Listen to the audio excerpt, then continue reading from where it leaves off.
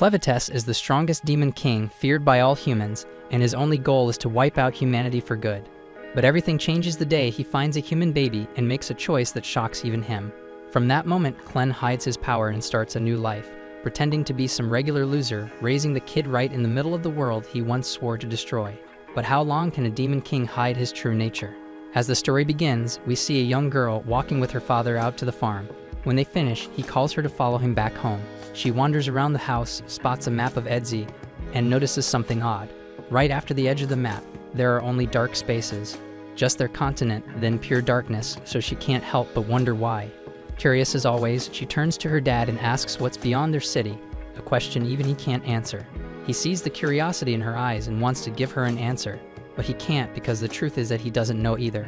So he tells her that every human, just like her, is born wanting to know more. But every time someone tries to enter that darkness, it ends in disaster. He explains that in those dark lands, there are 4 demons. Each one guards the west, east, north, and south of Ethia. Every team that's gone out to see what lies beyond has been wiped out, completely destroyed. She's shocked to hear this and wonders if it's really that dangerous, but still, it doesn't change how she feels. Her father tells her that until the demons are gone, no one can discover what's out there. Every problem should have a solution, but this one seems impossible. Then he explains that only heroes with special treasures have a chance. Only those with these legendary weapons can face the demons, and until the true hero appears, nobody can win. Instead of scaring her, this just makes her more excited. She dreams of being a hero, of fighting back. If she can get the Sword of Haydn, she'll be able to join the fight. When the heroes win, they'll finally see the world beyond the map and uncover what's hiding in those dark places. Years go by, and Alicia grows up. She's no longer a child, she's now one of the chosen heroes. She opens her eyes in the truck that's carrying her to the edge of the city. She grips the chain around her neck and tells her father the time has come, and she's ready to fight for her city. And she's not alone. Other heroes are heading out with her. As the journey continues, the group starts to talk and slowly introduce themselves along the way. There are a few notable figures among them, like Minarch, who carries the Golden Utopia treasure and simply says he doesn't know where he's from. They all look over at Alicia and ask her to introduce herself, clearly surprised to see a woman among their ranks, but Alicia doesn't bother to respond or say a word about herself. The carriage keeps rolling until they reach the edge of the territory, where Stefan, known for wielding the Pegasus treasure, warns the group that they're getting close. Some of the others quietly whisper among themselves that Stefan is actually the strongest one in the whole group, which is why he acts like he is the leader. Suddenly, the carriage comes to a stop, and the driver tells them it can't go any farther. Everyone prepares to get down, but before they'd even set foot on the ground, a sudden attack by demons catches them off guard, and in the chaos, several drivers are killed right away. Stefan yells for everyone to get out and fight back. They all rush out, and Stefan immediately divides the squad into smaller groups. The archers and lancers quickly jump into action, while Stefan tells the rest that he's going to team up with Alicia to take on the remaining enemies. Alicia, carrying the rock-swallowed treasure, joins Stefan in the battle. She's powerful and charismatic, but what stands out most is how sharp and aware she is of everything happening around her, never missing a detail. Then we see that standing on a mountain in front of them is one of the demon lords, who begins speaking about the world being born from chaos. He admits that if the world itself is born of chaos, then he must be as well, and maybe he's right. The fighting gets even more intense as all the heroes leap and push their way through hills and over rocky ground, making their way up to the top of the mountain. Stefan, excited and ready for the challenge, is determined to live up to his reputation as the most intelligent one among them. He tells the group that today is the day they'll be recognized as true heroes, and they have to prove to everyone who chose them that they really are strong enough. Finally, when they reach Luna Mountain, the demon lord steps forward and shows himself. He looks both stunning and terrifying at the same time, with white, fluffy skin and a piercing stare that makes everyone uneasy. This is Clevatess of the Moonlight, the ruler of the far southern end of Ethia. Stefan is momentarily thrown off, and even he admits just how frightening this enemy really is. But despite the fear, this is exactly what they came for. They're here on a mission, they're not alone, and together they're determined to make the legend a reality. But just as Stefan braces himself to attack, Clevatess suddenly launches a strike from a distance, hurling Stefan into the side of the mountain and killing him instantly. And unfortunately, that was the end of Stefan. Everyone stands there frozen, shocked as hell because Clevatess didn't even move an inch, and Stefan's already dead. One of the other heroes tries to step up and take charge, shouting at everyone to get it together and fight back.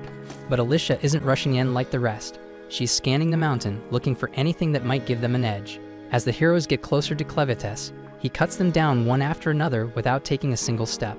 Alicia quickly figures out what's happening. She shouts to the others, warning them that Clevatess is attacking with his shadows. If they want to survive, they need to stay away from the shadows. The group hesitates, not sure what to do, but Alicia doesn't wait. She starts leaping across the mountainside, running as fast as she can. The shadow follows her, and she's the first one who actually sees the attack coming and manages to fight back. Clevatess's eyes light up in surprise. Maybe this battle won't be as easy as the others he's fought before, but still it catches his attention. This is humanity, and for 1,000 years he hasn't faced humans, but from what he remembers, they should be weak, as fragile as insects. Yet what he sees now is different. They're strong, they're on a mission, and nothing seems to break their determination. He can't quite figure out what's driving them, but he wants to understand where their strength comes from.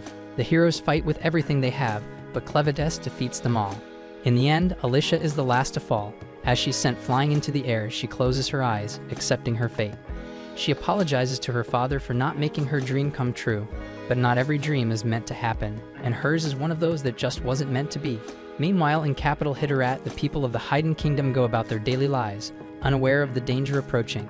That's when Clevatess erupts from the mountain outside the city. Panic spreads as he appears. Everyone in the city is terrified, but Clevatess isn't interested in hurting them. He's only curious about what drives these people.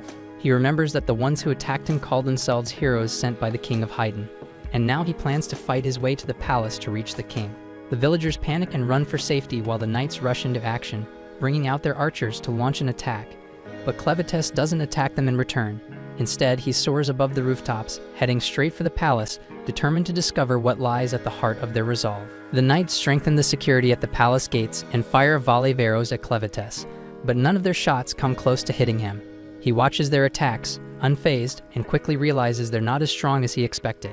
They're still weak, and nothing they do can harm him. With a single swing of his arm, he smashes the palace wall to the ground.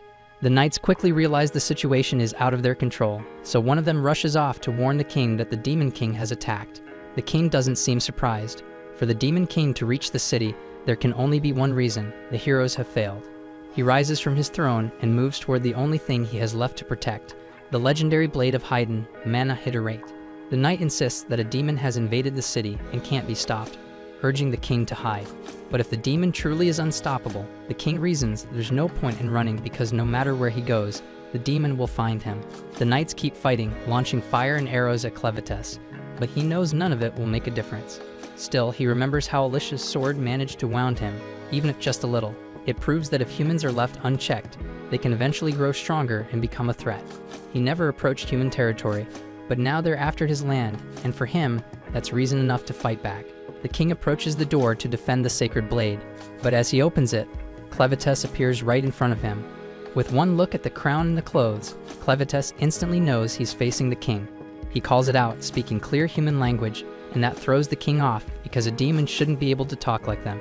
The king is shocked, asking how a damned beast like him can even speak their tongue.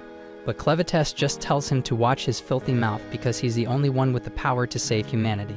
He has a few questions, and the king's answers will decide if all of humanity survives or gets wiped out. By all humanity, Clevatess doesn't just mean Haydn's people, but also those of Duns, Orgates, Sledens, and Benti. His questions are direct. Who are humans? What defines their character? What is their true motivation? And why do they want to attack the Demon Kingdom? The king refuses to give any answers to a demon and only says that a beast could never understand. Clevatess doesn't bother asking again, and he simply takes off the king's head. Clevatess turns away, convinced now that humans are a threat and must be wiped out. He decides that, to destroy all of humanity, he'll need a team by his side, and he's willing to take his time building it. As he walks off, the sound of a crying baby catches his attention. Lying nearby is a mother barely alive, holding her child with the last of her strength.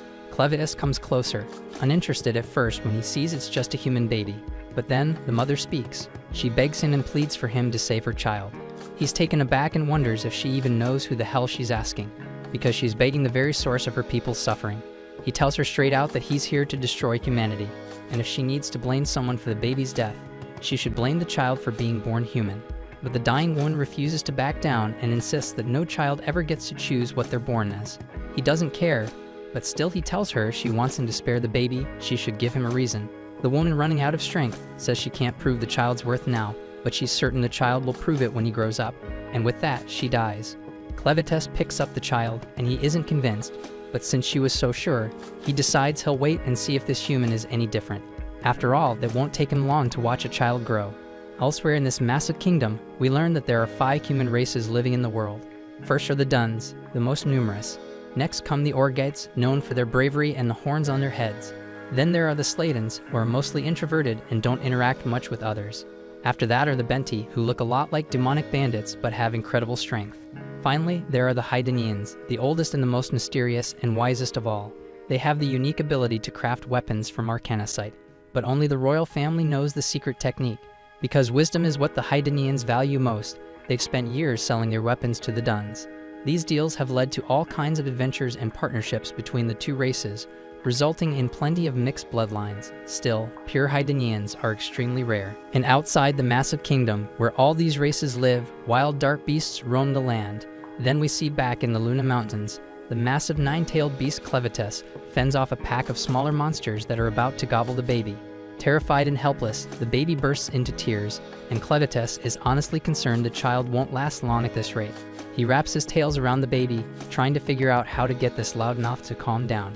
For a moment, he places the tip of his claw on the baby's head, and just like that, the baby falls asleep. Watching over the child, Clevatess thinks to himself that it's only a matter of time before the kid drops a poop bomb. Sure enough, not long after, the baby wakes up, starts wailing, and as expected, makes a mess. Annoyed, Clevatess scoops up the child and heads out to solve the problem. And the best he can come up with is tossing the kid in a damn pit. But it's not as bad as it sounds because it's just a pit full of bugs, harmless ones that actually eat poop. And while the bugs dig into the delicious meal, Clevatess blurts out his ridiculous idea that humans supposedly reach adulthood in just a matter of nights. He thinks back to where he found the baby and realizes he doesn't even know who this kid really is, and he blames his own soft heart for turning back to pick up the child in the first place. But it's too late for regrets. Now he's stuck with a human baby, and his pride as Lord of the Dark Beasts won't let him drop the kid off anywhere, so he decides he'll just have to raise the kid himself. But he has no idea what the hell to do next. He knows he can't raise the child alone because humans need to eat, and he has 0 experience with this. Thinking fast, he looks at the bodies left behind from the recent battle and decides to revive Alicia. Then we see that Alicia's father was killed by dark beasts, and that's why she led an army to get revenge on the Lord of Dark Beasts, but that only ended in tragedy for her and her team. Now with Clevatz's dark powers, Alicia is given a second shot at life. The moment she wakes up, she tries to fight back, but quickly notices her sword and the bodies of her comrades are gone. Clevatess tells her, almost bragging, that he brought her back to life using his dark power, so she's basically a walking corpse now. After hearing that, she looks down at herself stunned and horrified. But then she gets more confused about how the hell Clevatess speaks their language so well. But then deep down, she's still a little bit relieved to realize she's the only one left alive. Right then, Clevatess orders Alicia to reveal her fun bags. Shocked, she immediately thinks the Lord of Dark Beasts is making some kind of pervy advances on her, and her mind starts to run wild. But before she can react further, he interrupts her dirty thoughts and explains it's because the baby is hungry. He orders her to ditch the armor and get her melons out now. And because he'd used dark magic to revive her, she's forced to obey, even though she's frustrated and embarrassed. She slowly lifts her top and does what he asked, only to discover that, unsurprisingly, she doesn't have any milk at all. Clevatess is completely taken aback, but Alicia, still annoyed, explains to him that only women who've given birth can produce milk. Embarrassed by the whole situation, she begs him to just end her life, but he ignores her. While they argue, the baby starts crying again, and instead of solving the problem, the two end up arguing about how Clevatess even found the child in the first place. Tired of the pointless conversation, Clevatess orders her to come up with a way to feed the baby. Even though Alicia knows nothing about raising a child, she admits they need a woman who can actually nurse the baby. The next problem is how do they find one, so she tells him they'd have to hire someone, but that requires money, and Clevatess of course is completely broke. But Alicia points out that with all the arcanocite in the cave, they could easily make some cash. While he's thinking this over, Alicia contemplates attacking him, but with no weapon, she has no choice but to stand by. After a quick pause, Clevatess agrees to find a woman who can feed the baby. He's about to leave the cave when Alicia points out the obvious. He can't just walk into town in his current form because he'd terrify everyone he saw. Alicia then offers to take the baby herself, but Clevatess refuses to let the child out of his sight. So instead, he transforms himself into the form of a human boy. While his disguise is pretty convincing, his 9 tails are still swishing behind him. He quickly pulls the tails into a shadow underneath, but one small horn stays on his head. Not noticing the horn, Clevatess is satisfied with his disguise, and Alicia wisely decides not to say a word about it. Before they head out, Clevatess decides they need names. He picks Clen for himself and gives the baby the name Luna. Only then does he bother to ask Alicia what her name is, and she finally tells him. After that, they all head down to a small river nearby. Once there, Alicia takes on the job of bathing the child. In the middle of it, Clen interrupts her constantly, but she keeps going until Luna ends up peeing right in her face. Clen doesn't miss a chance to criticize, acting like the world's most annoying mother-in-law. He nitpicks everything she does, from the way she washes the baby to how she wraps him up, even pointing out which spots she should focus on while cleaning. Once Alicia is done, she's exhausted, but Clen actually thinks the poop-eating bugs did a better job than she did. They leave the river and make their way to Alicia's old camp, only to find it empty. Alicia explains that her group hid their valuables somewhere else before the attack. They set out for the stash, but Clen makes her stop to clean up herself first because she stinks. Also, he hands her the baby's dirty clothes and tells her to wash them too.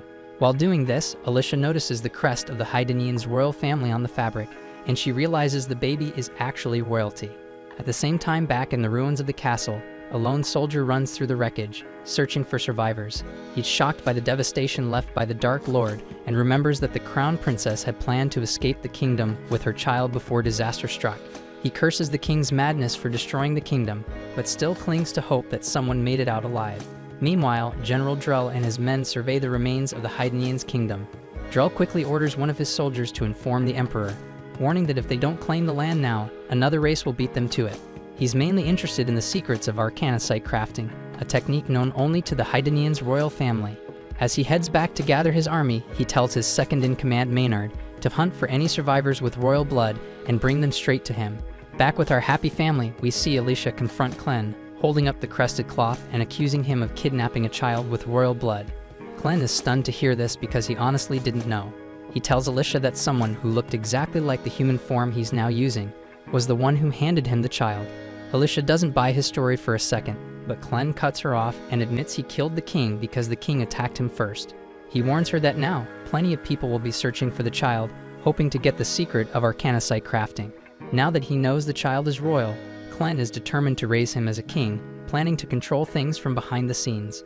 Alicia feels a chill because she's scared by the idea that Clen thinks of Luna as his servant.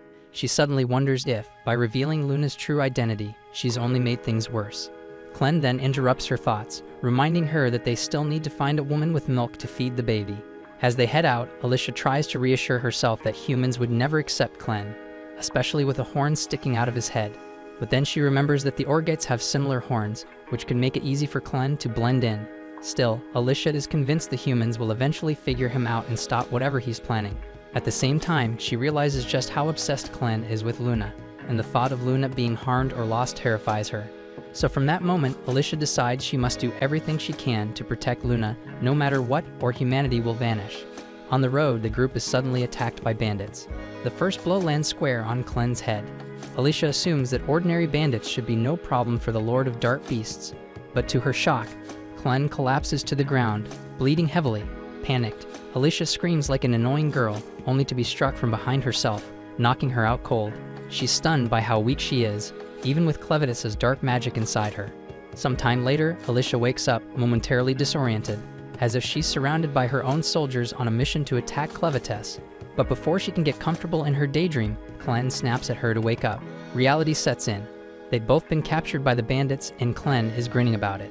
They realize they were all crammed into the bandits' crappy wagon, with a bunch of other sorry souls who'd gotten caught too. Somehow, Clen was just sitting there, little Luna snoozing in his arms, wearing this ridiculous grin that only made Alicia's nerves shoot through the roof. She glances at Luna sleeping quietly and asks Clen how in the hell he managed to calm the kid down. Clen replies that Luna was indeed crying earlier, but thanks to the gentle rocking of the carriage, she's quiet now. Alicia pushes her way past the other miserable captives until she's close enough to whisper sharply at Clen, demanding to know why he, the badass, legendary Demon King, let himself get caught so easily. She figures his sudden makeover must have weakened him so much that some random asshole knocked him out with a single hit. Clen chuckles, admitting that she's almost right. Apparently, when he transformed into this scrawny-ass human disguise, it accidentally made his body as fragile as a damn toothpick. He didn't see that coming, so when someone cheap-shotted him from behind, he went lights out immediately. Basically, his natural defense system is now about as effective as a wet napkin, but luckily he can still power up his defenses if he really needs to. So Alicia wonders why Clen hasn't busted their asses out yet. Clen calmly explains that since he's now undercover as a human, He intends to keep his true badass Demon King powers under wraps until Luna is old enough to inherit the throne. Besides, he actually wants to let things play out so he can learn more about humans, especially why these innocent schmucks got kidnapped in the first place. Alicia stares at him like he's an idiot before bluntly explaining to his clueless brain that they've obviously been captured by bandits, who probably plan to sell their unlucky asses off to slave traders. Anyway, she quickly begs Clen not to judge all humans based on these thieving scumbags, because bandits are literally the bottom of humanity's barrel. Not long after, the carriage pulls up at the bandits' rundown base, and they're immediately split into two groups, men on one side, women and kids on the other.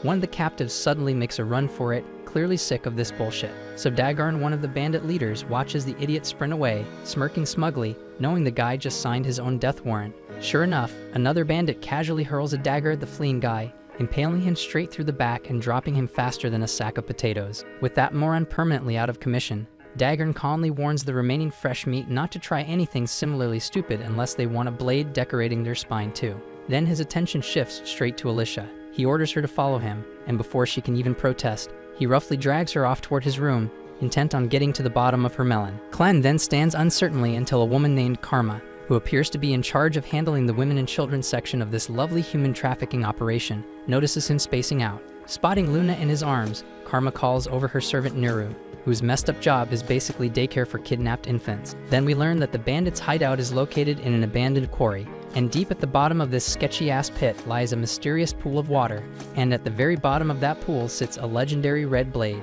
Of course, it's guarded by something nasty as hell, probably a monster strong enough to rip anyone's face off. Anyway, turns out Dagarn isn't exactly the creep I thought he was, because he just drags Alicia straight to Vroko, the asshole currently playing leader of the Crows in place of their real boss Zazak. Apparently, Vroko staged a little coup, stealing the top dog position, and nobody's dumb enough to complain since his pet beast Betty is a literal murder machine capable of turning anyone into ground beef. Alicia recognizes Betty immediately as a vicious western demon and is stunned that a dumbass like Vroko actually managed to tame it. Vroko casually chats with Betty, who complains that she's bored and wants to play with a human guy. With a twisted grin, Vroko tells her to help herself to either one of the unlucky bandit morons who brought Alicia over. But before Betty picks her unlucky chew toy, Vroko finally reveals why he summoned Alicia. Obviously, his goons snatched the magic crystals Alicia grabbed from Clen's crib, and Vroko knows exactly that they're from Mount Moon, the lair of Big Bad Clevatess. Considering this, plus the fact Alicia didn't immediately shit herself at Betty's presence, Vroko deduced she's one of the 13 heroes from Hyden sent on a suicide mission to take out Clevatess. Assuming Alicia was headed back to Hyden loaded with these crystals, Vroko decides to drop a bombshell. The royal capital of Hyden has already been annihilated by Clevatess. But this little apocalypse isn't exactly bad news for Vroko's crooked business. He proudly flashes a reddish sword, claiming it's a mana hiterite blade, which only Hyden royalty know how to craft. Of course, Vroko's sword is faker than a $3 bill, and the Crows have been scamming people left and right with these knockoffs. Now that the entire royal family has officially logged off permanently, the price of these phony mana hiterite swords has become extremely valuable. It's one hell of a money-making scheme. But Vroko's greedy ass isn't satisfied because he's after something even bigger. The purest, most legit hiterite swords crafted personally by Hyden's kings and handed exclusively to their heroes. Vroko confidently assumes all the other heroes have already gotten their asses handed to them by Clevatess, accusing Alicia of abandoning her crew to save her own skin. He demands Alicia spill where the hell her own weapon is, plus the weapons from her 12 despawned teammates. Alicia stays stubbornly silent, pissing Vroko off even more, so he orders Dagarn and Satch to drag her ass back to Clevatess' lair to find those valuable treasures. Dagarn, showing a rare spark of brains, suggests maybe it'd be smarter to have Alicia chase after another treasure they've been eyeing. But Vroko sticks to his guns, insisting on the original plan. Before sending them off, Vroko tells Dagarn and Satch they're free to warm up with Alicia however they like, making sure she won't cause trouble during the journey. At the same time, Clen's found himself working as a waiter at the shitty little inn run by Karma. Watching the bandits trying to flirt with Karma makes Clen silently gag, genuinely wondering how these sleazy bastards manage to exist without spontaneously combusting from their own shittiness. On the other hand, Neru is busy feeding Luna her legendary milk, while also doubling as a waitress, and sadly the customers constantly abuse the hell out of her. Clen patiently serves meat to these low-life thugs, impressing the idiots with his strangely obedient demeanor. Karma, however, feels uneasy around Clen. Everyone here just assumes he's some kind of ogre because of his horns, but his pale-ass skin and ice-cold killer stare don't quite fit that profile. Suddenly, two particularly disgusting bandits decide to harass Neru, dragging her off somewhere private for their twisted entertainment. They spend all night torturing her, leaving her bruised and battered. But Neru stays quiet, silently enduring the abuse. And once those scumbags are finally done, she limps quietly back into the inn to feed Luna again like nothing happened. A few moments later, the same two bastards who brutalized Neru suddenly start feeling dizzy and weak as hell. Before they even realize what's happening, they straight up vanish from existence. Turns out Clen was behind their abrupt departure, quietly serving up some ice-cold justice for Neru. When Neru returns to Luna, she finds the kids safely in Clen's arms, totally clueless about what he just did to her tormentors. Her only concern is feeding Luna again, so she takes the baby and carries her gently to a nearby shed to nurse her in peace. Clen quietly follows her inside and sits down beside her, asking Neru to tell him about herself. He's curious if she's actually part of these crow assholes and what exactly their deal is. Neru hesitates for a second, unsure of how to explain, but Clen softly encourages her to continue talking, insisting he's genuinely interested in hearing her story and nothing more. Neru quietly begins to spill her tragic backstory, revealing that she's spent her whole miserable life stuck in this shithole, with no identity beyond being a member of the Crows gang. She never knew her father and only vaguely remembers her mother. As a kid, all she ever saw was her mom's back, and she learned early that her mother was basically just a serf, having caught glimpses of cruel people treating her badly. When she was 12, her mom suddenly disappeared without a trace. Neru never found out whether her mom died or just bolted to escape this hell, but she quickly learned what her mother had shielded her from. The same night her mother vanished, some of the crows stormed into her room while she ate and harmed her severely. From then on, life turned into a relentless nightmare. The vicious men slapped her daily, treating her worse than livestock, until Karma eventually stepped in. Karma took pity on Neru, bluntly explaining that if she learned to make them happy, they might actually leave her alone for a bit. That night, Neru decided to follow Karma's terrible advice and started learning how to do what she had to survive. Although she knew she could never match Karma's level, her life marginally improved. At least now she had work and could feed infants like Luna thanks to her unusually abundant milk supply, so in some twisted way she felt satisfied. Clen suddenly interrupts, confused as hell, asking bluntly how the hell she has milk without any children. Neru quietly admits that she had once been pregnant, but it ended in a tragic stillbirth. The baby moving inside her was the only thing keeping her sane, though when the midwives told her the child was dead, she sank into a frozen despair. Honestly, she was completely fine with passing away, figuring she might at least reunite with her lost child on the other side. But just as she was ready to let go, she suddenly felt warmth again. Her eyes snapped open to see a random 6-month-old baby desperately sucking at her melon, trying to survive. Seeing that little stranger fight so damn hard to live gave her a fresh purpose. She picked up the baby, fed him, and found new meaning in her miserable existence. Since then, she's fed countless other children who ended up at the crow's base,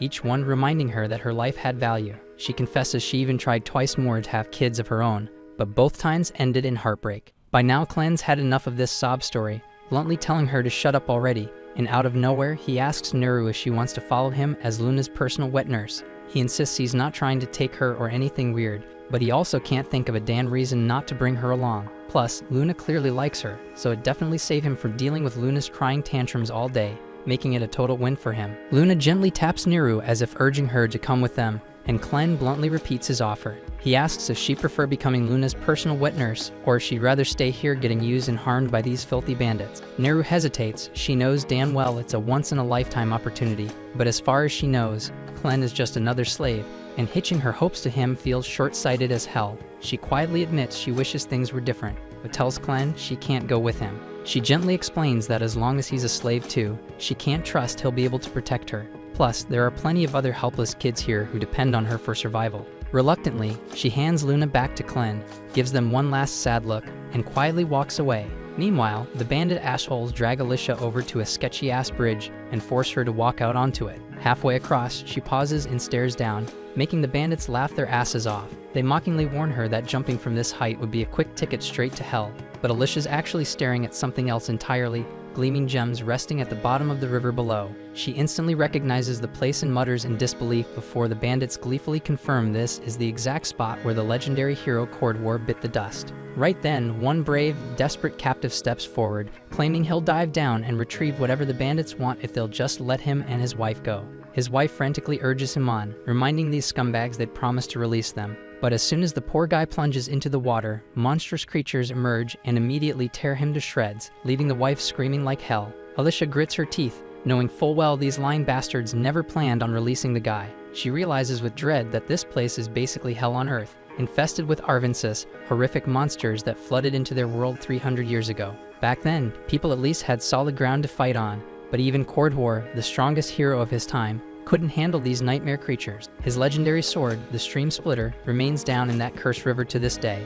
And now these greedy bastards want someone stupid enough to retrieve the sword, even though it's clearly impossible. Furious, Alicia calls out the bandits for being complete scumbags, knowing full well they deliberately sent the poor guy to his death without even bothering to tie his rope properly. They snap back at her, reminding her she's not here to lecture them, and the bastard who's going to discipline her is already waiting. Alicia turns to see the disgusting thug Fido jump onto her bridge, openly leering at her and loudly fantasizing about stripping her. But before Fido can even lay a finger on her, Alicia suddenly breaks one of her own hands to slip free, snatches the sword from him like a damn boss, slices through the bridge ropes, and leaps off into the air. As she plummets toward the ground below, she mutters under her breath, desperately hoping Clan wasn't bullshitting when he assured her she wouldn't die. The group then nervously gazes down, terror rapidly overwhelming them as they catch sight of Alicia's unmoving body at the bottom. So it dawns on them instantly, with a chilling sense of despair, that their only clue for recovering the mysterious 13 regalia weapons has just become mincemeat. At the same moment on the ground below, Alicia wakes up, her immortality curse placed by Clevatess bringing her back to consciousness. While she can't die due to the curse, it doesn't grant any regenerative powers, leaving her completely immobilized from the neck down, with absolutely no damn idea how to proceed. Every bone in her body feels shattered, and substantial blood loss makes it impossible for her to move on her own. She knows that remaining undiscovered by the bandits is crucial, so she desperately struggles until her spilled blood begins floating upward, summoning Clen to appear before her. Surprised by Clen's unusually small form, Alicia learns that his current size is due to his manifestation from the blood magic sustaining her immortality. Clen explains that this magical blood is essential to her survival. If she completely bleeds out, she'll truly die. But if Alicia continues proving useful, Clen promises to replenish all of her blood, enabling her body to heal fully from the injuries. Relieved by this assurance, but noticing Clen hasn't begun the healing yet, Alicia asks why he's hesitating. Clen assures her he will heal her, but first needs her insight on something. He recently identified Neru as the ideal candidate to serve as Luna's wet nurse, despite Clan, even with his demonic senses, recognizing the severe mistreatment Neru suffers here. When he offered her a chance at escape to a far better life as Luna's caretaker, she shockingly refused him outright. Clan seeks Alicia's understanding of why Neru rejected such a beneficial proposal. Alicia surmises Neru likely views Clan as powerless, a slave incapable of fulfilling his promises. Bandit groups like theirs never willingly let anyone leave, relentlessly hunting down any escapees. Having grown up in such a harsh environment, Neru probably believes freedom is an impossible dream. Clen asks Alicia if there's any solution to this problem, and Alicia suggests that the simplest option would be eliminating all the bandits in the base. Without anyone left to chase after Neru, she'd be much more inclined to accept Clen's proposal. Alicia points out that with Clen's immense power, wiping out the entire bandit group should be easy, but Clen refuses, concerned about drawing unwanted attention. He can't afford to reveal his absence from the mountain, fearing others might seize the opportunity to attack Clevatess's territory. Instead, Clen insists Alicia should handle it, reasoning it wouldn't be unusual for a hero like her to eliminate a group of bandits during her journey. Alicia attempts to argue back, but Clen interrupts and insists she carry out the task, immediately flooding her body with magic-infused blood to restore her strength. Soon afterward, the bandits arrive at the bottom of the cave to locate Alicia's body. They're horrified to witness her body contorting unnaturally, bones snapping back into position and tissues rapidly mending, subjecting Alicia to unimaginable pain. Eventually, her body fully heals, leaving her completely restored. The bandits are astonished by her survival but quickly shift their focus, believing they can still force Alicia to guide them to the 13 regalia. Aware of her hero status, they proceed cautiously but feel confident in their numbers. One eager bandit foolishly charges ahead alone, striking Alicia's shoulder. However, compared to her recent agony, this blow feels insignificant. So Alicia swiftly seizes his arm, delivers a powerful punch to his face, and claims his sword and eye patch. Despite her reluctance to fight, she recognizes the bandits as irredeemable threats who must be eliminated. With Alicia handling the bandits, Clan now focuses on locating Neru and convincing her that escape is genuinely possible. In the meantime, Naru goes back to the tavern, greeted by a worried Karma. Karma expresses concern over the constant abuse Naru endures, frustrated by her own inability to stop the bandits. Naru deeply appreciates Karma's kindness, but acknowledges the workload awaiting them, prompting Karma to gently ask Naru to start washing the dishes. Karma sees Naru seems unusually cheerful for someone who just got roughed up and quietly asks if something good happened to her. Naru hesitates, not exactly calling it good, but admits it made her feel happy. She curiously asks Karma if she knows anything about the outside world, catching Karma completely off guard, because Neru has never shown interest in that topic before. Karma cautiously questions why Neru would want to know, so Neru shyly explains she was born in this camp and has no idea what it's like out there. But Karma was brought here from outside, meaning she must have some stories to share. Karma quietly acknowledges she does know about the outside world, but admits they aren't pleasant memories. Like most women who ended up here, their homes were either destroyed, or they simply never had homes in the first place, making their past lives something they rarely discuss. Curious and a bit concerned, Karma asks why Neru suddenly cares about the outside, so Neru innocently replies that someone asked if she wanted to leave. Instantly furious, Karma slaps the shit out of her and scolds her harshly for saying something so dangerous out loud, especially with bandits still hanging around the tavern. To these bandits, they're disposable slaves who can be tossed aside whenever they're no longer usable. This is why all the girls had always stuck together and looked out for one another. And if Neru wants to survive here, she can't afford to say such careless things like that. Right at that tense moment, Vroko walks into the tavern, clearly having overheard their conversation, instantly making Karma anxious about what might happen next. Nervously, she tries to act casual, asking Vroko what brings him down here since he rarely visits the tavern. Vroko calmly replies he's heard there's a baby around and came to check on it. Karma quickly nudges Neru, asking her to tell Vroko where Luna is. Neru casually says the baby was in the stables last time she checked, and Vroko announces he'll go take a look himself. However, just as he's about to leave, Vroko suddenly orders Neru to come with him, and Karma's blood immediately runs cold. She can tell by his tone exactly what that means, and it can't possibly be good. Karma desperately tries to speak up for Neru, but since she holds no power here, there's nothing she can actually do. Neru, clueless about what's awaiting her, obediently follows Vroko. Once they're gone, Karma angrily slams her hands on the table, overcome with guilt and frustration. Neru was the only one around who could feed the babies, but Vroko clearly didn't care less. Karma tries convincing herself there's nothing she could have done and bitterly tells herself that Neru brought this fate upon herself by openly talking about escape in front of Vroko. But no matter how much she rationalizes it, she can't shake off the heavy guilt weighing down her heart. Right then, Clen walks in carrying Luna, startling Karma since she hadn't heard him approach. She quickly calms down, figuring he must have come by to let Luna nurse. Regretfully, Karma tells him that Neru was taken away and likely won't be returning. She hates it, but that's just how things are around here. Clen doesn't understand what Karma means and demands she clarify immediately. Seeing the intensity in Clen's eyes, Karma quickly realizes he's dead serious about ensuring Neru's safety. At the same time, Vroko guides Neru down a hidden stairwell into an area she never knew existed. Despite spending her whole life in this camp, Neru is fascinated as Vroko explains that these tunnels were once part of a massive magic ore mine. Magic ores have tons of applications. Even the lamp Vroko carries is powered by magic ores blended with insect oil to create its flame. Before turning into a bandit, Vroko spent a lot of time researching magic ores and how to mix them with different liquids to produce unique effects. And as he casually mentions this, Neru notices skulls scattered on the floor, but Vroko, with a wicked smile, dismissively claims they're merely rat bones, assuring her it's nothing to worry about. Suddenly, Vroko extinguishes the lamp, plunging the tunnel into complete darkness. Neru instantly panics, desperately begging him to turn the light back on. Vroko calmly complies, and when the flame flickers back, Neru is horrified to discover Betty, Vroko's pet monster, towering right behind her, looking so damn hungry. Proudly, Vroko explains his research led him to a special mixture that grants control over demons like Betty. This discovery is precisely why he's now the leader of this ruthless bandit gang. And as the leader, he can't afford to let someone like Neru live after openly expressing her wish to escape. Thus, he's decided that Betty will handle Neru's execution personally. Reality hits Neru hard as fear surges through her, and she frantically tries to escape. So Vroko coldly gives Betty the order, and the monster swiftly begins pursuing Neru.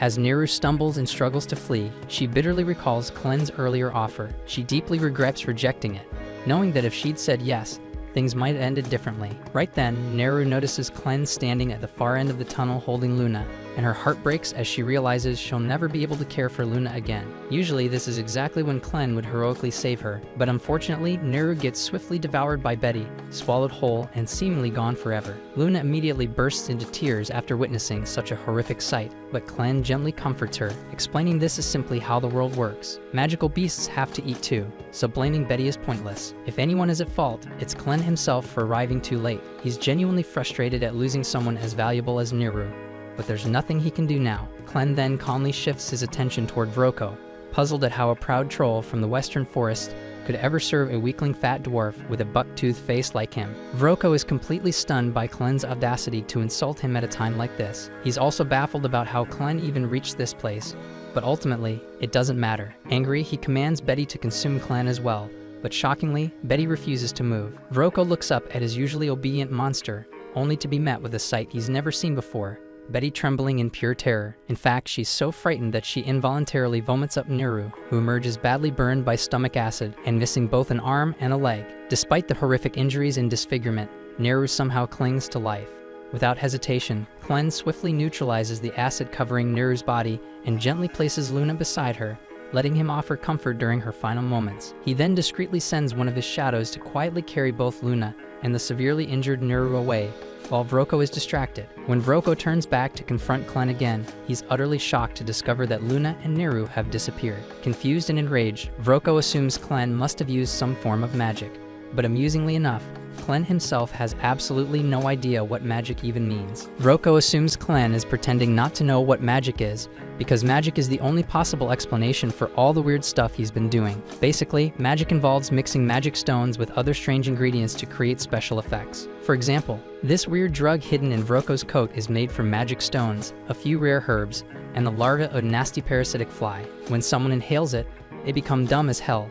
Except for Vroko himself, obviously. That's exactly how he made Betty so obedient in the first place. Without hesitation, Vroko tosses the drug into the fire, causing a vapor to spread quickly through the air. The moment Betty inhales it, her mind goes blank, and she charges straight at Clen in a rage-fueled frenzy. Clen's fragile human body gets smacked around like a ragdoll, since he can't fully access his true power in this form. While he flies through the air, bouncing painfully off the cave walls, the only thing running through his head is how furious he is at Alicia for not warning him about this whole magic thing. Speaking of Alicia, she's currently busy slicing through bandits like they're discount meat, already having dropped 8 of them. Unfortunately, there's still a whole mob left to deal with, and the cheap sword she swiped off the first bandit has already snapped in half. She realizes she'll need a way better weapon if she's going to finish off this entire gang, so she makes a break for the flooded part of the cave. Around 50 angry bandits are still chasing her, and even though she's immortal, exhaustion is a very real problem. If her energy runs out before the bandits do, she's seriously screwed. Alicia finally reaches the flooded area. There's already a pack of hungry monsters swimming at the surface, ready to snack on her. Jumping straight in would be suicide, so instead, she rushes up the wooden scaffolding, luring as many bandits after her as possible. Once a big group has followed her up, Alicia swiftly slices the ropes holding the scaffolding together, sending the screaming bandits crashing into the water below. With so many bandits suddenly flailing in the water, the monsters lose their minds and start tearing into them, enjoying a full-on buffet. While everyone is busy getting eaten, Alicia hides herself inside a nearby barrel. Since suffocating to death isn't a problem for her, she patiently waits as the barrel sinks into the depths, bringing her safely down to the bottom of the lake, exactly where the legendary sword awaits. However, successfully holding her breath for the entire descent turns out to be far tougher than Alicia had imagined, and before long, the unbearable pressure combined with the brutal oxygen deprivation hits her exactly as she dreaded. Her entire body becomes paralyzed under the merciless water pressure, and despite knowing full well she's immortal and can't genuinely drown, resisting the desperate urge to shoot back up to the surface is absolute hell. After what feels like an eternity, she finally smashes against the ground, stumbling out of the barrel in a disoriented daze. Instantly, the crimson glow of the legendary sword catches her eye, shining faintly in the darkness, and she immediately drags herself toward it, despite her muscles screaming from exhaustion. Alicia knows damn well that once she grabs that sword, she'll gain a massive power-up, and hauling herself out of this hellhole will become a piece of cake. But just as she's about to catch it, an enormous blood-red eye opens directly in front of her face, and only then does it dawn on Alicia that she's not actually standing on the lake bed, but right on the goddamn back of a colossal monster, which has just woken up thanks to her clumsy landing. The huge beast starts rising from its sleep, throwing Alicia around like a ragdoll in the violent currents. It hits her that this abomination is exactly why the legendary hero bit the dust down here. But she's not about to lose her focus now. Frantically, she lunges once more toward the sword, desperate to grasp its hilt. But right then, the enormous creature opens its cavernous mouth, creating a powerful suction that threatens to swallow her whole. Alicia can't fight the insane pull, but at the last possible second, she manages to snatch the sword just as the monster clamps its jaws shut on her arm. Pinned painfully between its jagged teeth, Alicia summons a surge of raw strength from the trusty power of flashback-fueled rage, and with a savage scream she shatters the monster's jaw. Finally free, she glares furiously into the beast's glowing eye as the legendary sword starts surging with power in her hands. Without missing a second, she swings it viciously, activating its water manipulation ability to launch herself forward at blistering speed. The gigantic monster immediately gives chase, and Alicia still can't quite wrap her head around the fact that something that freaking massive actually exists down here. She figures this nightmare must be one of the ancient ones, terrifying beasts from the dark ages who've slumbered undisturbed for thousands of years. Typically, these legendary monsters stay hidden away in the most unreachable corners of the continent, but this particular asshole apparently woke up thanks to the humans mining arcanasite here and ruining its beauty sleep. While processing all that insanity, Alicia finally sees the surface approaching, but the smaller monsters lurking there notice her as well. She's painfully aware that she'll need oxygen immediately if she's gonna have any chance of winning this messed up fight, but those hungry little bastards are already blocking her path. With a swift swing of her sword, Alicia propels herself upward, brutally slicing one of the beasts in half, and finally breaches the water's surface. The bandits stare in absolute disbelief, completely losing their shit at seeing Alicia alive again, but before she can even fully catch her breath, the enormous monster erupts out of the lake behind her. The sight of it sends the remaining thugs into a hysterical frenzy, and immediately the Ancient One unleashes hell, whipping out its massive tentacles and smashing everything in its path. Alicia has no choice but to dodge frantically and pull back, since even her best hits barely scratch the surface of this behemoth. It hits her quickly that even a legendary hero like her has no real chance going solo against a monster of this insane scale. Fortunately, the Ancient One decides to take out its rage on the panicked bandits instead, devouring most of them instantly. And the handful unlucky enough to escape its jaws end up shredded by the monster fish, leaving nothing but chum in the water, so Alicia figures her job here is officially done. Just then, she hears Clen's voice echoing in her head and glances around, searching for the bastard. He quickly tells her he's talking to her through telepathy, adding that while he can't clearly see what happened, the bloodbath he's sensing all around means she's obviously completed her mission. Alicia explodes at him through their mental link, cursing him out for not helping her when she was fighting for her damn life, but Clen shuts her off, calmly saying he's dealing with his own shitshow at the moment. Alicia struggles to imagine anything that could trouble someone like a demon lord, but Clen explains he's facing some weird technique he's never encountered before, and this human form he's wearing sucks way more than he expected. He complains that Alicia conveniently forgot to mention magic's existence to him, promising her that once she returns, he'll punish her accordingly. Still, he's already dealt with the brainwashed troll, and he is now chilling on top of the troll's body. Elsewhere, Vroko is desperately sprinting for his life, internally screaming about how Clen turned out to be some ridiculously powerful mage who one-shotted his troll like it was nothing. In his blind panic, he trips over Neru's lifeless body with baby Luna bawling beside it, and as soon as he sees the kid, a sinister idea pops into his twisted mind, giving him one last shot at salvaging his hopeless situation. Meanwhile, Alicia rushes to regroup with Clen after getting his instructions, immediately noticing the bizarre crimson smoke drifting through the air. Clen, on the other hand, quickly notices the sword Alicia is now awkwardly hiding beneath some cloth. She bluntly informs him she's sure as hell not discarding the blade after nearly getting herself killed trying to get her hands on it. Clen could honestly care less about the sword right now though, because that strange red smoke is seriously messing with his senses. He irritably informs Alicia that although normal humans and animals seem unaffected, it's completely throwing him off balance as a demon lord. He can't smell a damn thing, his ears won't stop ringing, and frankly, he's pissed off. Clen growls in frustration, saying that if he reverted to his true form, he could obliterate the entire area and clear this irritating smoke instantly. But there's no way in hell he's going nuclear until he knows exactly where Luna is. Alicia immediately freaks out upon discovering that Luna isn't with Clen, but he quickly reassures her, saying the kid shouldn't have gotten far. He then demands Alicia spill whatever she knows about magic. She explains that only a handful of people can pull it off by channeling the hidden energy inside arcanasite. Alicia admits with frustration that she personally sucks at magic despite knowing some theory, and Clen bluntly calls her utterly useless. Alicia explodes, unleashing a torrent of curses at Clen, but he completely ignores her ranting and decides they need to move fast and locate Luna and Neru, acknowledging that there's a chance both of them could already be dead. Alicia's blood runs cold at hearing those chilling words, and she nervously asks Clen what he'd do if Luna really is dead. Without a hint of emotion, he responds that he'd immediately lose all interest in humanity, causing Alicia to realize in horror that this scenario would be humanity's absolute worst nightmare. Determined to save mankind from Clen's wrath, Alicia urgently starts searching for Luna, quickly stumbling upon a trail of fresh blood. She asks Clen if Neru had been bleeding, and he confirms it. Alicia guesses that either Neru's dragging herself along or somebody's pulling her, Either way, they wouldn't have gotten far, meaning they need to move their asses right now. Meanwhile, Neru is barely alive, desperately holding on to Vroko's leg with every shred of strength she has left, determined to protect Luna, even if it's her last damn breath. Vroko, completely pissed off, keeps cursing and brutally kicking Neru, ordering her to let go, but she stubbornly refuses.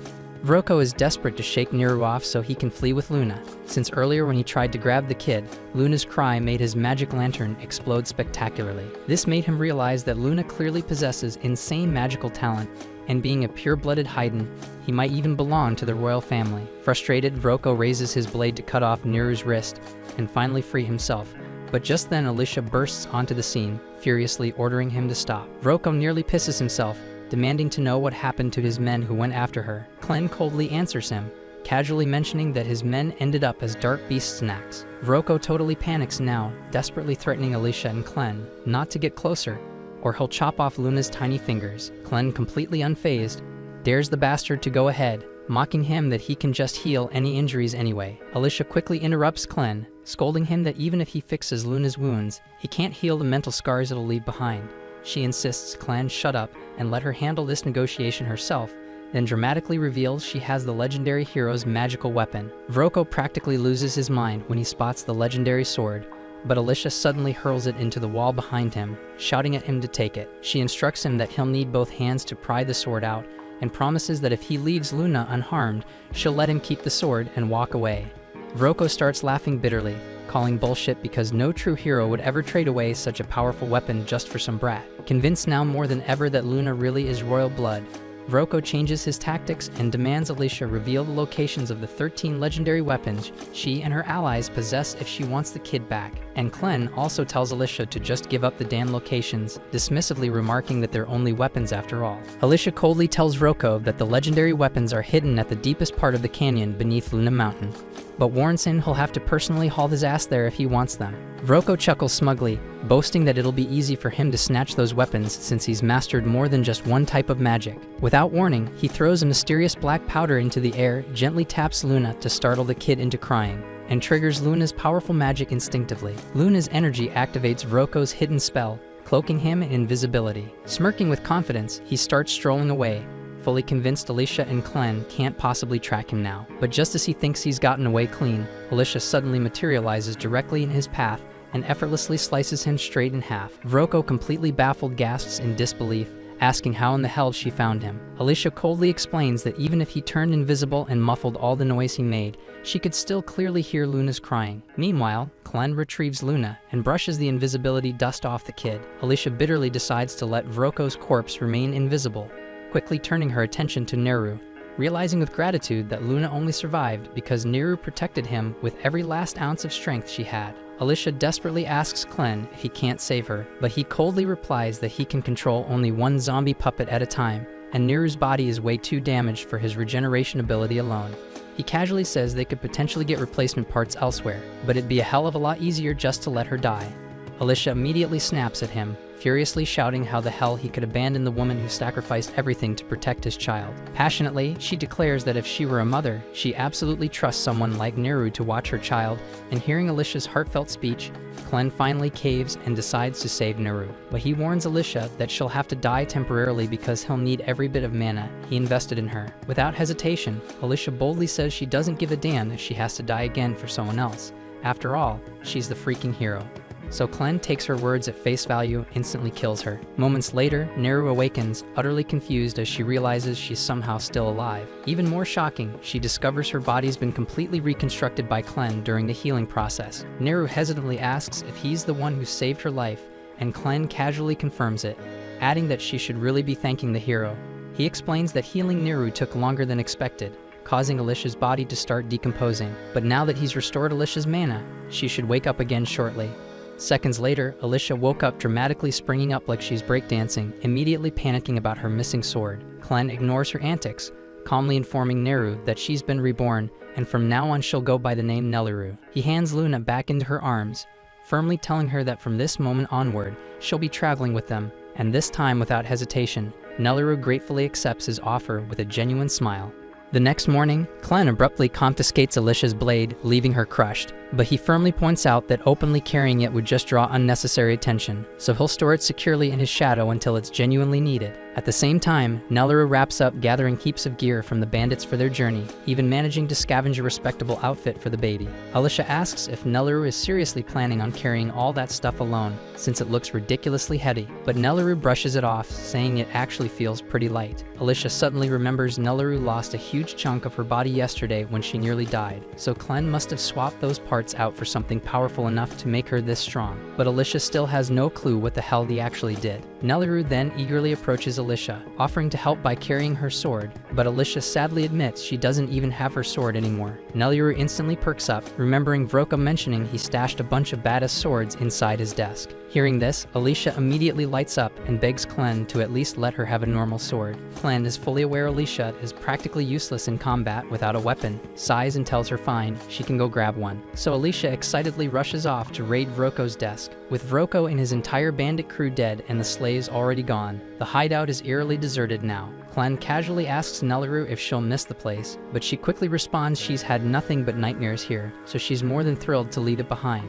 Her only regret is not getting the chance to say goodbye to Karma. Hearing her mention Karma with such sadness, Clen suddenly realizes he might have screwed up earlier. But right before he can say anything, he's viciously ambushed from above. Meanwhile, Alicia kicks Vroko's office door wide open, eagerly searching his desk. She happily discovers some money, a set of leather armor, and a pretty solid sword. More than satisfied, she's about to return triumphantly to Clen. But suddenly, Clen violently crashes through the wall, slamming into the desk, completely wrecking it. Groaning in pain, Clen bitterly remarks he's still not used to how pathetically fragile this stupid human body is, constantly getting ragdolled around like some kind of stuffed animal. However, before Clen can explain what the hell just happened, Gart suddenly steps through the massive hole in the wall, and Alicia instantly realizes he's powerful as hell. She draws her sword, ready to fight, but in a blink, Gart lunges forward, delivering a kick so powerful that the sheer air pressure slices Alicia's cheek open. Gart is mildly impressed that Alicia managed to react fast enough to dodge, but he figures she won't last long, immediately launching into a ruthless barrage of kicks until Alicia stumbles. He then jumps back, unleashing a violent gust of wind that blasts Alicia straight through the roof and out of the building. Alicia crash lands outside, and Gart is again genuinely surprised she can still stand after that hit, so he calmly offers her a deal. He says he's only after Clen if Alicia drops her sword and leaves right now. He promises he'll stop fighting her. But Alicia doesn't trust a word Gart says, convinced he's just another surviving bandit. She bitterly wishes she had her stream splitter sword right now, but since that's not happening, she'll have to rely on one of Hayden's techniques instead. Clearing every useless thought from her mind, Alicia narrows her focus until the only thing she's thinking about is slicing Gart to pieces. With her mind crystal clear, her movements become much more precise, and she suddenly darts forward with a shocking burst of speed. Gart is caught completely off guard by Alicia's sudden acceleration, and just as her blade is about to land, Clen shouts sharply at her to stop. Alicia's body instantly freezes mid-attack, instinctively obeying Clen's command, but her mind still burns with nothing but pure murder, so Clen has no choice but to smack some sense back into her before things escalate further. Once Alicia snaps back to her senses, Clen explains loudly that this whole fight is just one huge misunderstanding, and there's no good reason to fight Gart. Besides, if Clen hadn't intervened just now, Gart would have obliterated her entire body with a single kick before her sword could even touch him. Gart, being reasonable, calmly asks Clen to elaborate exactly how this is all just a misunderstanding. As far as Gart can tell, Nelleru over there reeks suspiciously, like a Dan Western troll, and he heard a rumor about a troll being kept captive in this camp before coming here. He's already checked out the caverns below and discovered the troll's corpse, which was missing multiple body parts as if someone had deliberately removed them. Gart's theory is straightforward. Clen must be the leader here, and he probably killed the troll just for fun, but that's about as far from the truth as it gets. Clen then calmly asks Nelleru to grab Luna and wait by the front gate since he has some business to sort out with Gart privately. As soon as she's gone, Clen casually turns to Alicia and bluntly reveals that Gart is actually a dark beast in disguise. Alicia's jaw practically hits the floor since she had absolutely no clue there were other dark beasts who could transform into humans, but Clen calmly tells her Gart's merely under a seriously powerful illusion. As far as Clen's aware, there's only one being strong enough to pull off illusion magic of this level, and it's Zathir, the dark beast lord of the West himself. And just for the record, Clen absolutely cannot stand Zathir and would really rather not deal with him at all. Gart, stunned by how accurately Klen identified him after such a brief encounter, demands to know who Klen truly is. Not wanting to expose his actual identity, Klen smoothly lies, claiming he's merely a servant of the dark beast Lord Clevatess. Gart buys the story immediately and dispels his illusion magic, revealing his true form as a monstrous bird serving under Zathir. Having shown his real form, Gart asks Klen to offer proof of his own dark beast identity, prompting Klen to reveal one of his shadow tails. Satisfied by this proof, Gart quickly calls for a truce. Meanwhile, Alicia is having a full-blown mental crisis because this is way too much crazy information hitting her at once. First of all, she had zero idea there were other beasts like Clevatess who could disguise themselves as humans and speak human languages fluently. If that's true, then what the hell was the point of the heroes going to war against Clevatess at all? Noticing Alicia freaking out, Klen sighs, telling her to chill out, because there really aren't many dark beasts out there capable of such elaborate disguises. Aside from Zathir, none of them would even bother interacting with humans without a dang good reason. With all that cleared up, Gart bluntly asks why the hell Klen is willingly associating himself with a human lady. Klen smoothly replies that Alicia's just a human he turned into his personal servant, forcing her to obey every command he gives. He's keeping her around solely as a guide while learning about the human world, and the same thing goes for Nelaru and Luna, but he makes it clear he's not going to share any more details with Gart. Understanding the situation, Gart decides he won't pry any further, but firmly states that if Klen interferes with his assignment, he'll have no choice but to exterminate him. Klen smirks confidently, telling Gart he's more than welcome to try, but taking him down won't be easy at all. However, since Klen just answered Gart's questions, he decides it's his turn to ask something. Previously, Gart said Zathir was considering wiping out all humanity, but Klen finds that pretty damn weird. From what he remembers, Zathir always loved observing humans, and even the Orgites in the West worshipped him like a freaking deity. So why the sudden desire to annihilate humanity? Gart sighs and agrees to explain. He tells them that 3 days ago, he discovered several dark beasts in the West had their children vanish without a trace. Normally, something like that wouldn't be too suspicious, but he also found a strange vial near the scene, strongly hinting that humans were somehow involved. Gart immediately informs Zathir about this incident, as well as 9 others just like it. Zathir reluctantly admitted humans must be responsible, expressing shock that they'd betray her trust like this despite all the goodwill she'd shown them. Enraged, Zathir ordered Gart to investigate further, and if he confirmed humans were indeed kidnapping the dark beast's children from the forest, she completely wiped them from existence. Klen contemplates this for a moment and suddenly realizes there might actually be a connection between the dark beast kidnappings and the bandits. The night before, during his interrogation, Karma revealed that every child born in this camp was sold off to a mysterious group due to their special talent, exactly what Vroko intended to do with Luna. Klen suspects there's gotta be some link between the kidnapped dark beast children and the humans buying these kids. Given the mention of talent, Klen strongly believes magic is involved somehow. The moment Alicia hears Klen mention magic, her expression darkens instantly, prompting Klen to ask if she knows anything. Alicia reluctantly admits magic isn't exactly her specialty, but kidnapping children for magical talent definitely sounds like something those bastard wizards would do. Wizards have completely changed warfare in human kingdoms over recent years. These days, battles are practically decided entirely by the wizards each side has, because a single wizard can wipe out dozens, sometimes even hundreds of soldiers with a freaking single spell. Sure, wizards can be countered by other wizards, so they're not invincible, but they're undeniably terrifying on the battlefield. The very first person to weaponize wizards in warfare was General Drull, the infamous dragon slayer, who just happens to be the same monster that killed Alicia's father when she was young, so of course Alicia held a bitter grudge against him ever since. Klen finds this revelation pretty interesting, but he's confused as hell why Alicia wasted all her time chasing him instead of hunting down the bastard who actually killed her dad, considering Clevatess never even harmed humans before they invaded his territory. So Alicia quietly replies that it was her dad's dying wish, so she had no choice but to set her own feelings aside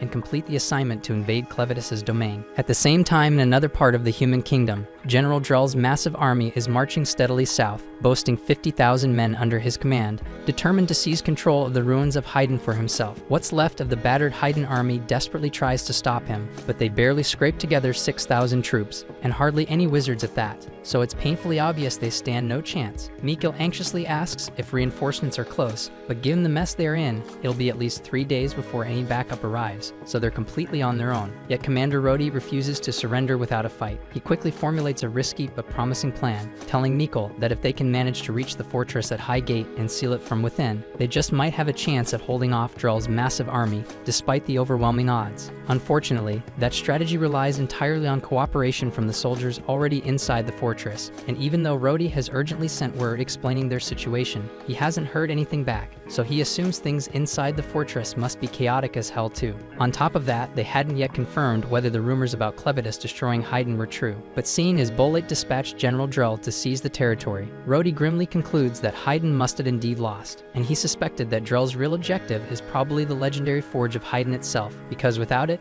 creating magical weapons would be impossible. Mikkel nods gravely, agreeing it'd be a complete disaster if Bolate got their greedy hands on the forge, crafting deadly magical weapons for their army. But the reality is even worse. The Royal Forge of Haydn is one of the oldest and most powerful magical artifacts ever created. If those magic-obsessed Bolates managed to obtain it, who knows what dark secrets they'd uncover. And with that kind of power, conquering the entire continent would be child's play. So Rhodey sternly concludes they must prevent that nightmare scenario at all costs. Elsewhere, General Drell meets privately with Maynard, the most powerful wizard under his command. Maynard reports he's now confirmed that Haydn has definitely been obliterated by Clevatess, and tragically, every member of the royal family was verified dead. Well, almost all because the 6-month-old crown prince somehow escaped. He's the last remaining royal heir, but his whereabouts remain anonymous, so Maynard can't yet verify if the child's alive or dead. In better news though, Maynard reveals he's received a report from some bandits who discovered a baby matching the prince's description exactly. Maynard insists it's worth looking into, and Drell immediately grants him full authority, ordering him to use any means necessary to track down that baby and bring him back.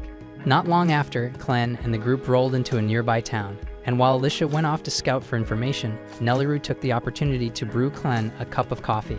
Naturally, Clen had zero idea what coffee even was, so he asked about it, and as it turns out, Nelliru wasn't too familiar either. It was just one of those pricey drinks Vroko occasionally demanded from her, so she decided to grab some beans on their way out, figuring Clen might like it. Intrigued by the mysterious bean drink, Clen let it cool off, took a small sip, and to his surprise, it actually tasted really damn good.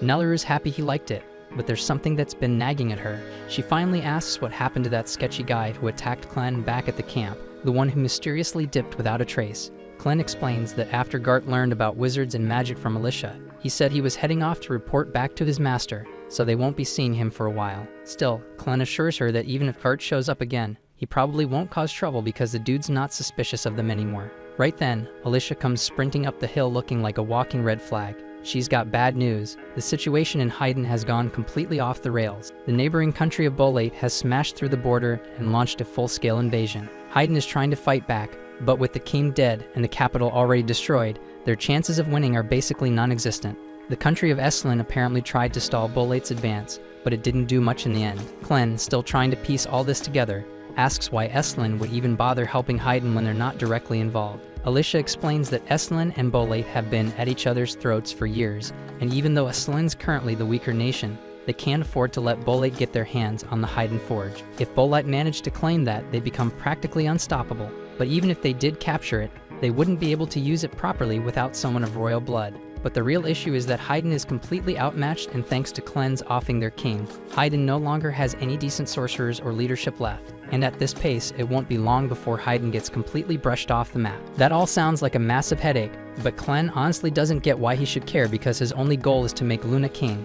Whether Bolate burns Haydn to the ground or throws a party in the capital, it's none of his business. But Alicia cuts in, telling him it actually does matter, because if Haydn falls under Bolate's control, Luna's dream of becoming king goes straight into the trash. Under Bolate rule, only citizens born in Bolate can take the throne, and let's be honest, Luna looks 100% pure-blooded Haydnite, so that alone would make him an outcast, if not a target.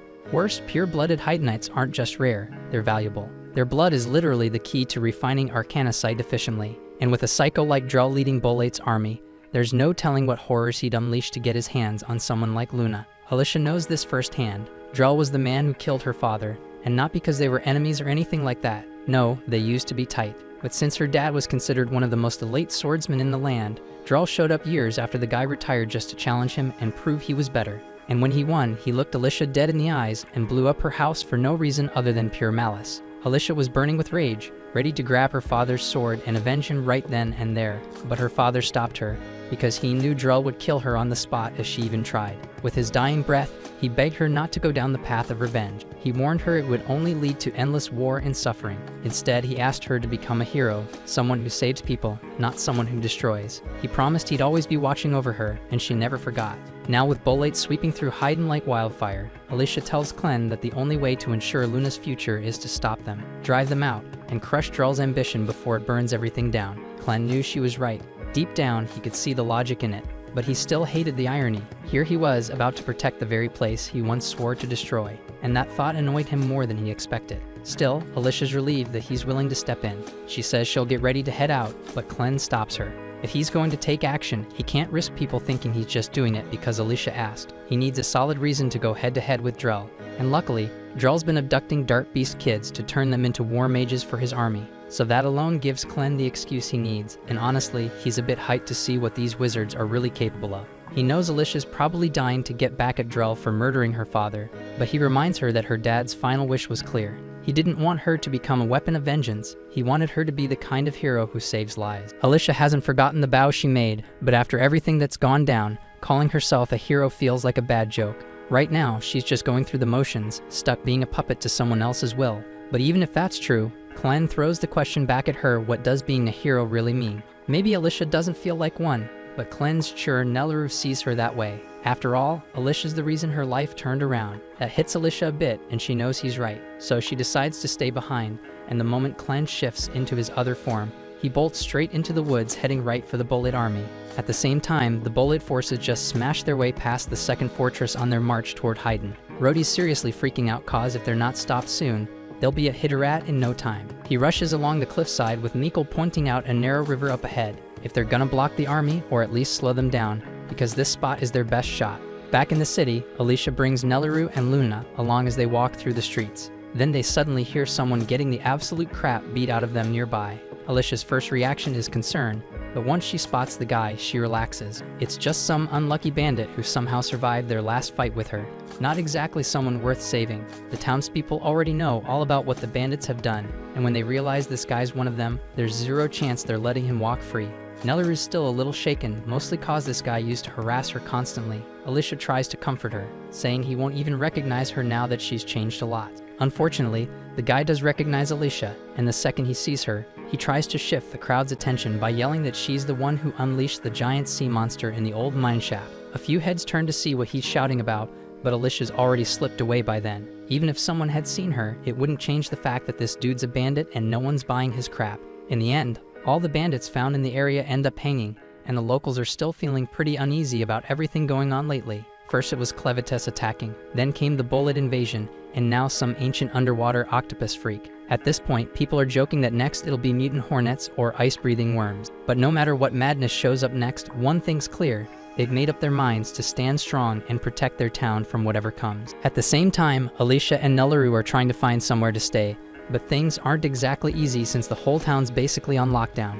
But then they find an inn, but right before they step into it, Alicia asks Nelleru not to call her a hero because she's trying to keep a low profile for now. The second Alicia pushes open the door, she's greeted by two bulky guys flanking the entrance, and they don't waste a second accusing her of being one of the bandits. Alicia freezes for a second, not sure how to handle it. But then their mom steps in and tells them to stop messing with the guest. Phil tries to justify it by pointing out that Alicia has an eye patch and a sword, which makes her look sketchy. Still, with how crazy things have been lately, walking around armed isn't exactly unusual. What is weird though is someone walking around with a baby from Haydn, so Carrie turns to Alicia and asks what's up with that. Alicia quickly says that she and Nelleru are guards assigned to a high-profile figure, and right now, their job is to protect the baby no matter what. That sounds good enough for Carrie, and she can tell there's more to the story, but she's not about to get involved in her guest's personal business. She just asks what they need, and Alicia replies that they're looking for a room for two, preferably something cozy enough for a baby.